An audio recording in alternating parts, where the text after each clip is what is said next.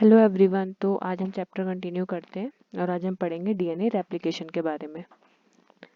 ठीक है, तो डीएनए रेप्लिकेशन हमें पता है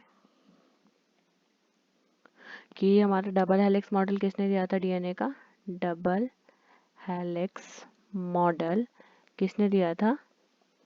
हमारा डबल हेलिक्स जो मॉडल है वो किसने दिया था? वाटसन एंड क्रिक ने। वाटसन एंड क्रिक ने हमारा डबल हेलिक्स मॉडल दिया था। ठीक है, और उन्होंने क्या प्रिडिक्ट किया था? उन्होंने प्रिडिक्ट किया था कि जो हमारा पॉसिबल नेचर होगा ना डीएनए का, वो कैसा होगा? वो हमारा जो नेचर होगा वो होगा सेमी कंजर्वेटिव। कंजर्वेटिव।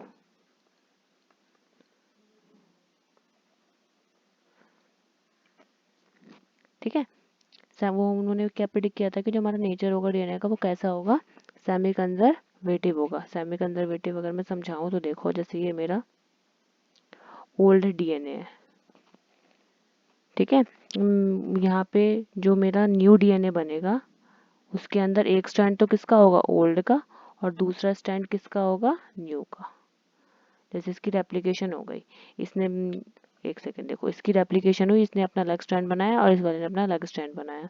तो सपोज मैंने इसको नाम दिया 1 2, तो जो न्यू बना 3 उसके साथ 1 भी होगा, और जो इधर बना न्यू 4 उसके साथ 2 होगा। तो ये किसने प्रेडिक्ट किया था? वाटसन एंड क्रिक ने। उसके बाद मेल्सन एंड स्टेल आए जिन्होंने एक्सपेरिमेंट किया। कौन आए? मेल्सन एंड स्टेल एक्सपेरिमेंट है।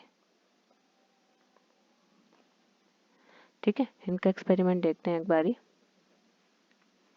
तो इन्होंने क्या किया? इन्होंने NH4Cl लिया। NH4Cl लिया एज नाइट्रोजन सोर्स।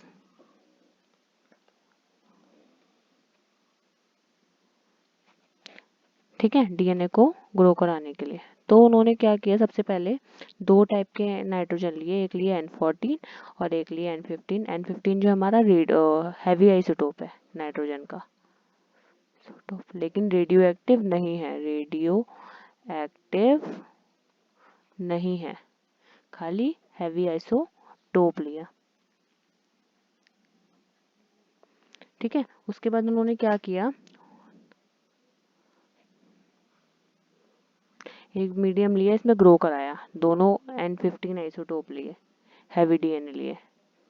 ठीक है, N15 एंड N15। अब उन्होंने क्या किया? 20 मिनट रखा। ठीक है, और अब कौन सा सोर्स ले लिया उन्होंने? N14 सोर्स ले लिया। अब उन्होंने जब N14 सोर्स लिया तब क्या देखा?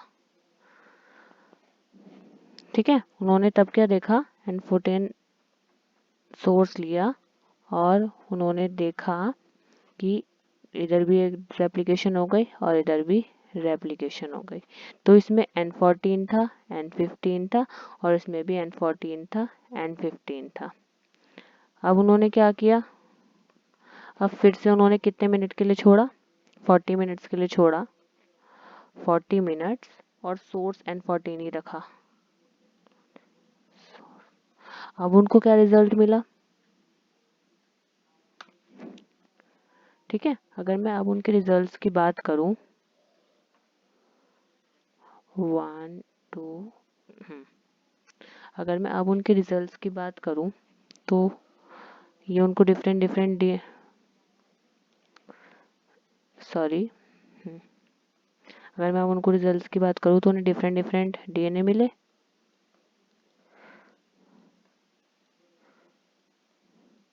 ठीक है, तो जब उन्होंने देखा तो सबसे पहले वाला जो हमें मिला वो मिला N14 एंड N14। दूसरे वाला मिला N15 एंड N14। फिर मिला N14 एंड N15, और फिर कौन सा मिला? N14 and N14। ठीक है, अब देखो ये कैसे हुआ। अब N14 ने जब न्यू स्ट्रैंड बनाया होगा, सोर्स नाइट्रोजन ही होगा, तो N14 से N14 बना। अब इस N15 से क्या बनेगा? 14 जो है वो सोर्स है तो N14 बन जाएगा। अब ये N14 14 सोर्स यूज़ कर रहा है तो N14 N15 और ये N14 N14 तो डिफरेंट। तो इससे हमारा सेमी कंजर्वेटिव नेचर क्या हुआ, प्रूफ हुआ कि डीएनए सेमी कंजर्वेटिव है। ठीक है, ये जो है हमारा कौन सा है, ये हाइब्रिड है। ठीक है, अब उसके बाद उन्होंने क्या किया, जब इसको सेंट्रीफ्यूज किया तो उन्हें क्या रिजल्ट मिला कि जो हैवी थे, ये मान लो मेरी ट्यूब है जिसमें, सॉरी एक मिनट, ठीक है, ये मेरी ट्यूब है जिसमें हम सेंट्रीफिकेशन करते हैं। तो उसमें उन्होंने क्या रिजल्ट्स ऑब्जर्व किए कि जो हैवी डीएनए थे वो सबसे नीचे थे, उनसे ऊपर जो थे वो हाइब्रिड वाले थे, और उनसे भी ऊपर जो थे वो कौन थे, लाइट वाले थे। ये N14 है, ये वाला N14 एंड N15 है, और सबसे नीचे जो है वो N15 है क्योंकि इसकी डेंसिटी सबसे ज़्यादा होगी। और हम सेंट्रीफिकेशन किसके थ्रू करते हैं, CsCl। ठीक है, अब हम किसका प्रोसेस देखते हैं, डीएनए रेप्लिकेशन का एक बारी क्या देखते हैं, प्रोसेस देखते हैं। प्रोसेस से पहले हम एक बारी उसके बारे में बेसिक चीज़ें भी जान लेते हैं। ठीक है, तो प्रोकैरियोट्स की अगर मैं बात करूं,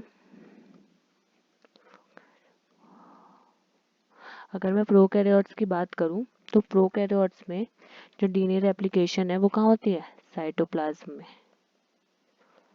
डीएनए रेप्लिकेशन कहाँ होती है, साइटोप्लाज्म में। और किससे पहले होती है, फ्यूजन से पहले होती है, फिजन से पहले, प्रियर टू फिजन, मतलब जब वो डिवाइड वगैरह जो भी मतलब रिप्रोड्यूस करेंगे उससे पहले क्या होती है, उनके अंदर डीएनए रेप्लिकेशन हो जाती है। और अगर मैं यूकैरियोट्स की बात करूं, ठीक है, और अगर मैं यूकैरियोट्स की बात करूं तो उनके अंदर कहाँ होती है, न्यूक्लियस के अंदर होती है। और कब होती है, in S phase of cell cycle. Cell cycle में एस फेज के बारे में पढ़ा था, तो सेल डिवीजन किसके अंदर होती है, एस फेज के अंदर। ये लाइन थोड़ी इंपॉर्टेंट है, ये वाली भी। और प्रोकैरियोट्स में कहाँ होती है, याद रखना है। ठीक है, प्रोकैरियोट्स में साइटोप्लाज्म के अंदर, और यूकैरियोटिक में न्यूक्लियस के अंदर। और कौन से फेज में, एस फेज में।